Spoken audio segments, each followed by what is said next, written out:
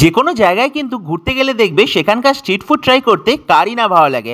আমাদেরও কিন্তু তার অন্যথা হয় না, বিশেষ করে যদি কোনো সামুদ্রিক জায়গায় যাই, এই যেমন ধরো দীঘা বা পুরী, আর সেখানকার সন্ধ্যাবেলায় গিয়ে যদি সেখানকার ঝালমুড়ি, ভেলপুরি, পাপড়ি চাট, আলু কাবলি, ফুচকা, মোমো এসব না ট্রাই করি তাহলে আর কি চলে, তোমরাই বলো। যাই হোক, আমাদের দীঘা জার্নিতে সেকেন্ড দিন সন্ধ্যাবেলা কিন্তু আমরা নিয়ে নিয়েছিলাম 50 টাকার বিনিময়ে চাট। আরে চাট মানে তোমরা কি ভাবলে সেই চাট নয়, কিন্তু আসলে নিয়ে নিয়েছিলাম পাপড়ি চাট। আর সমুদ্রের ধারে যার কাছ থেকে পাপড়ি চাটটা নিয়েছিলাম তিনি কিন্তু খুব যত্ন সহকারে বানিয়েছিল। আমাদের এক কথায় জাস্ট অসাম লেগেছিল।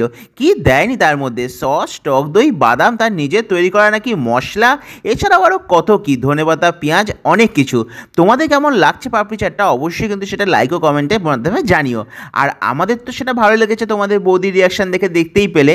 যাই হোক, যাওয়ার সময় আবার আমরা চলে গেছিলাম একদম বিচের নিচে।